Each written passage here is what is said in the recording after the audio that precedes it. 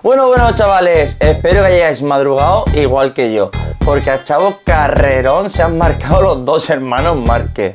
En las dos primeras vueltas ya le sacaban más de medio segundo a Pecco Bagnaia, que era el tercer clasificado. Luego queda destacar que Ayo Gura, el rookie, fue cuarto. Jack Miller sufriría una caída y de eso se benefició Franco Morbidelli, que entonces cogería la quinta posición. Luego Pedro Costa y Fabio Quartararo se marcaron un recital de adelantamientos que fue espectacular. Brad Binder sería octavo, noveno Joan Mir y décimo Johan Zarco.